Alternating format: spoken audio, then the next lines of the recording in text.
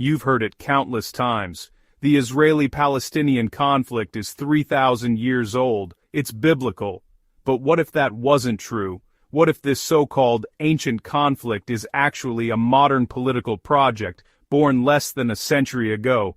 Tonight, we're going to dismantle one of the most powerful myths in modern history and uncover the archaeology, the politics, and the propaganda behind it. The 3,000-year myth. The claim that today's Israel-Palestine conflict began 3,000 years ago is repeated everywhere. In speeches, textbooks, even Hollywood films. It's a story that tries to connect the modern state of Israel with the claimed ancient biblical kingdom of Israel. But historians and archaeologists disagree. There is no continuous evidence of a people called Israel ruling or existing as a distinct, unified nation in this land for 3 millennia. Instead, there was a living mosaic of tribes and city-states, each with its own name and ruler, yet all sharing the same Canaanite bloodline and culture. From the earliest Bronze Age settlements to the rise of the Philistines, Arameans, and the Phoenicians, the people of this land were not foreign conquerors. They were branches of the same ancient Canaanite tree. Over thousands of years, empires came and went: Assyrian, Persian, Greek, Roman, Ottoman, and finally the British, but the core population remained remarkably continuous. Beneath every new empire and flag the Canaanite DNA endured. The people of this land never disappeared. They simply changed names, languages, and faiths. Let's talk about evidence, the kind that's dug from the earth, not written by victors. Across the region, archaeologists have uncovered thousands of inscriptions and artifacts from ancient times. None, not one, mention the modern state of Israel. But what we do find is the name Palestine, known in ancient Egyptian texts as Peliset, referring to a people and a region on the southern coast of Canaan more than 1,100 years before the Common Era. Even Roman historians, centuries later, called this land Syria-Palestina. The idea of a continuous Israelite nation ruling this land for 3,000 years simply doesn't exist in the archaeological record. They say archaeology doesn't lie. Stones, tablets, and inscriptions record what people never imagined would be argued about 3,000 years later. So what do the ancient records really say? Do they speak of Israel, a mighty kingdom lost to time, or do they tell another story? Of a land called Peliset, Palastu, Palestina, the name that would echo through history as Palestine. In this episode, we uncover the hard evidence, not legends, not politics, but archaeology itself. When we dig into the sands of the Levant, we find a region known to Egypt, Assyria, Babylon, Persia, Greece, and Rome. Each empire left behind inscriptions, treaties, and stelae, official records carved in stone. And across thousands of years, these records repeatedly mention one name, Peliset, or Palastu, a people, a land, a coastal region that stretched along what is today Gaza, Ashkelon, and Jaffa. They were traders, sailors, farmers, part of the tapestry of Canaan. Yet in all those same records, the name Israel, as a state, a kingdom, or a land, is almost completely absent. Our first major evidence comes from ancient Egypt, the global power of the late Bronze Age. Around 1180 BCE, Ramses III recorded a great war against the Sea Peoples, a coalition invading from the Mediterranean. Among them was a group called Peliset, clearly written on the Medinet Habu inscriptions. Egyptian hieroglyphs described them settling on the southern coast of Canaan, the very area that would later be known as Palestine. This is the earliest clear mention of the name connected to the land and its people. Archaeologists have uncovered their pottery, architecture, and burial customs, all distinct, all real. Now let's look for Israel. The name appears just once and only as a brief mention on the Merneptah stele, around 1208 BCE. The inscription reads, "Israel is laid waste, its seed is no more." But Egyptologists agree. This Israel, supposedly Israel, was not a state or a kingdom. It was a tribal group, likely nomadic, living somewhere in Canaan's highlands. The hieroglyphic determinative used for them is the sign for people, not land or nation. That's critical, because it means even to the Egyptians, Israel was a people without a country. After that, silence. For nearly 600 years, not a single inscription, not in Assyria, Babylon, Egypt, or Persia, refers to a kingdom called Israel. Archaeology remembers cities, regions, empires, but not this kingdom. In the 8th century BCE, the Assyrians and Babylonians recorded everything: tribute lists, conquered cities, vassal kings. They mention Ashkelon, Gaza, Tyre, Sidon, Philistia, and Palastu. Again, variations of Palestine. The Assyrian king Tiglath-Pileser III lists Palastu as a coastal province. In the Lachish reliefs of Sennacherib, we see the siege of Judah, a small city-state, not a great Israelite empire. And yet the name Israel remains absent. By the time the Babylonian Empire rose, Jerusalem was destroyed, its elites deported. There was no evidence of a grand united kingdom of Israel, only provincial towns under imperial control. When the Greeks and Romans arrived centuries later, they called the region Palestine, the Greek form of Peliset. By the 5th century BCE, the historian Herodotus already referred to the area between Phoenicia and Egypt as Palestine of Syria. This was long before any Roman renaming. Later, in 135 CE, after crushing the Bar Kokhba revolt, the Romans officially renamed the province Syria-Palestina, reviving an ancient term already in use for over 6 centuries. From then on, the world knew this land by that name, Palestine.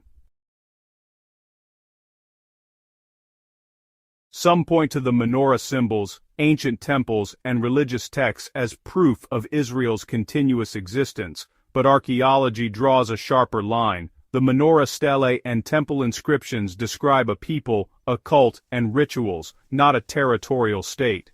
Even in the Roman era, Jewish communities were dispersed, their identity cultural and religious, not political.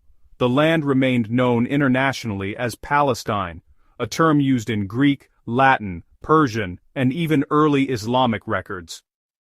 From the hieroglyphs of Egypt to the cuneiform of Assyria, from Greek histories to Roman laws, the story is consistent. The land was Palestine, known by many variations: Peliset, Palastu, Palestine. Its people were Canaanites, Philistines, Arabs, Jews, and countless others, layers of civilizations on the same soil. But there is no archaeological evidence, none, of a continuous kingdom or land named Israel stretching across centuries. The evidence speaks clearly. Palestine existed in the records of every empire that touched it. Israel existed in memory, faith, and myth, not in stone. Archaeology is not about belief, it's about evidence. And the evidence, carved in stone, sealed in clay, written in hieroglyphs, tells one story again and again. This land, from the beginning of recorded history, was Palestine, and no amount of modern myth-making can erase the words that the ancients themselves left behind.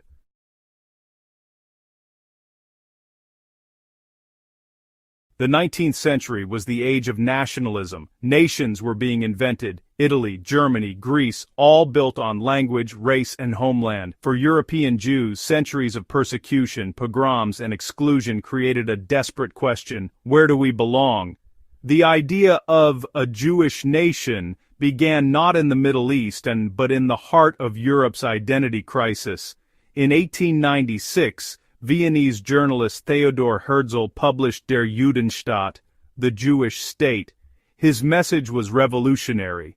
The Jewish question is a political question. It must be solved by establishing a Jewish state. Herzl was not speaking as a rabbi or a prophet, but as a modern European nationalist.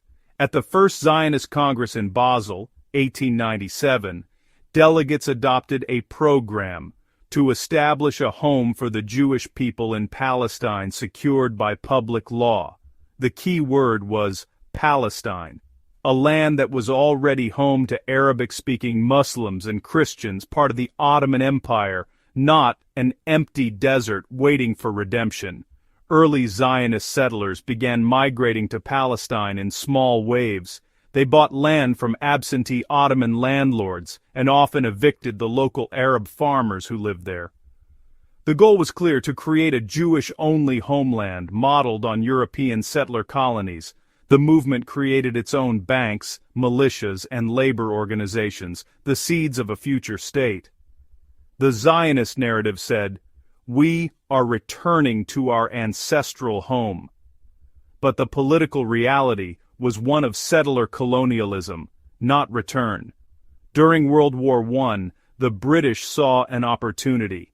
They promised independence to Arabs who fought the Ottomans and a homeland to the Jews who supported the Allied cause. In 1917, Britain issued the Balfour Declaration, pledging to support a national home for the Jewish people in Palestine.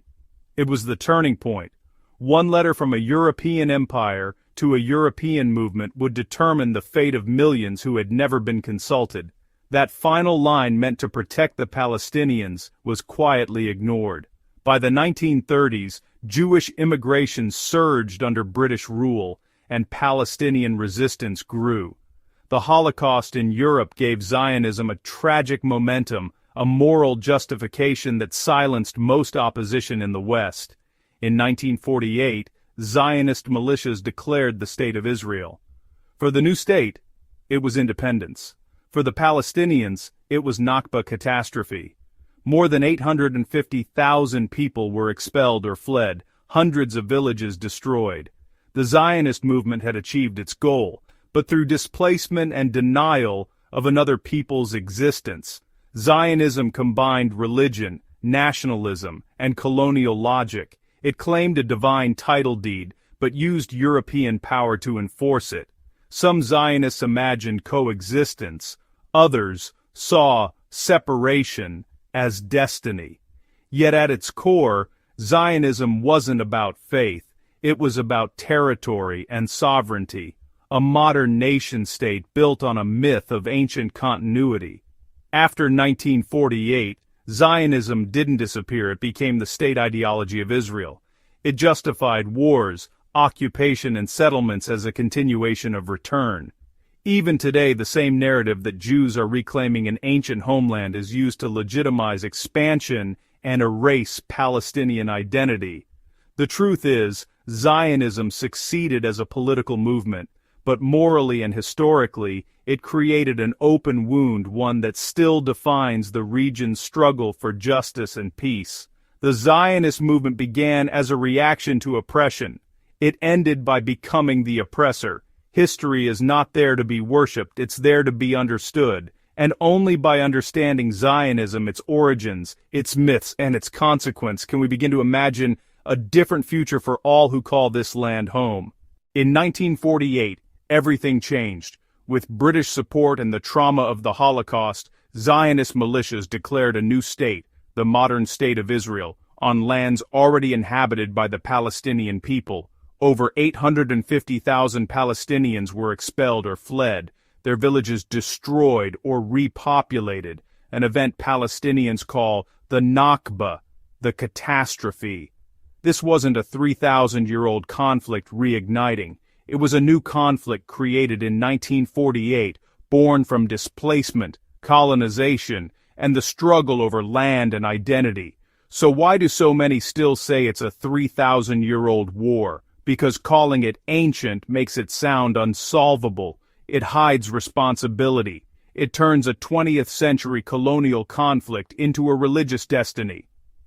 It tells the world, it's not politics, it's fate. But it's not fate, it's history, and history has causes, decisions, and consequences. The truth is, the Israeli-Palestinian conflict is not thousands of years old. It is 77 years old, rooted in the events of 1948, the dispossession of one people and the establishment of a state for another. They call it a 3,000-year-old conflict. They say it's not about land, or law, or power, but destiny. Yet behind this ancient story lies a very modern strategy, a political weapon forged in myth, used to shape policy, justify war, and pull America's might into its orbit. This is how the extremist Israeli politicians use the myth of biblical conflict to rewrite reality, and the world follows. The story begins with a simple but powerful idea. This land was promised to us 3,000 years ago. In politics, that's not history, that's ownership. For extremist politicians, the myth of eternal conflict transforms occupation into return, and expansion into defense. By invoking ancient prophecy, they turn modern borders into sacred lines. It's not coincidence, it's strategy. Because when you turn politics into theology, you silence debate. Since the 1970s, extremist parties in Israel, from Likud to the religious Zionist bloc, have built their ideology around the myth of ancient entitlement. They say the conflict isn't 77 years old, it's 3,000. That makes it eternal, unsolvable, divine. By claiming biblical ownership, these leaders justify every settlement, every wall, every act of displacement as part of a historic restoration. It's not colonization, it's prophecy fulfilled. When politics wears the mask of God, conquest becomes sacred duty, and questioning it becomes heresy. But the real genius of this myth isn't in Israel, it's in Washington. Israeli politicians learned early that the Bible resonates deeply with American evangelical voters and Christian Zionists who see Israel's survival as part of divine prophecy, so they export the same myth.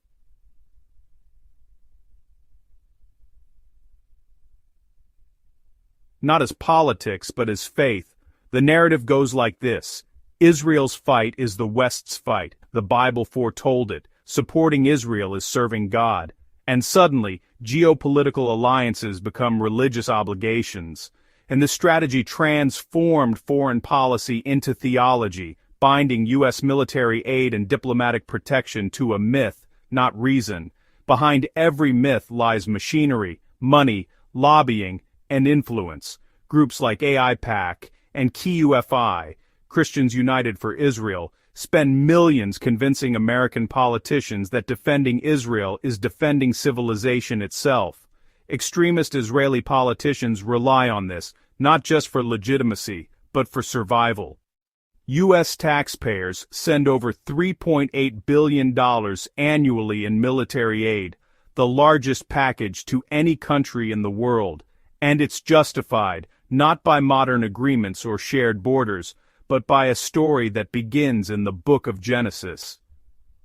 The myth has become policy. Ancient words now fund modern weapons. The danger of the 3,000-year conflict myth isn't just historical distortion, it's moral erasure. By framing every act of violence as part of an eternal war, extremist politicians strip Palestinians of context and humanity. Occupation becomes destiny. Resistance becomes evil. And anyone who challenges this narrative is accused of anti-Semitism or betrayal. It's a powerful tactic. Merge myth with morality, and dissent disappears. Even Western journalists repeat it, unaware they're echoing a political slogan disguised as history. The myth hides the real timeline and the real accountability. The modern conflict began in 1948 with the Nakba, the forced displacement of over 850,000 Palestinians. That's not ancient. That's yesterday.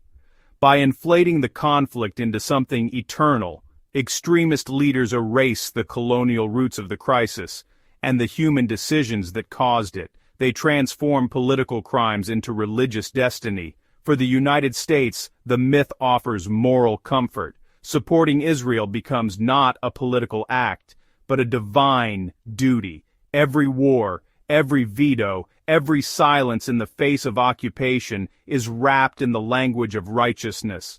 The myth unites two nations, one political, one religious, under a shared illusion that they are defending God's plan, not enabling injustice.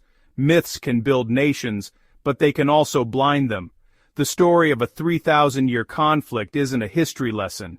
It's a political weapon, used to sanctify power, to silence truth, and to pull entire empires into its orbit. Until we see the myth for what it is, we will keep mistaking domination for destiny. The stones remember the truth. The question is, do we still want to hear it? History is complex, but propaganda is simple, and the most effective propaganda makes you believe there's nothing left to question. But archaeology, archives, and human memory tell another story, one of coexistence, trade, intermarriage, and centuries of shared life before nationalism tore it apart. The 3,000-year-old war never existed. The 77-year-old conflict we can trace, and it's still being written today. History isn't just about what happened, it's about what we're told to remember. The land remembers. The people remember. But myths are built to justify.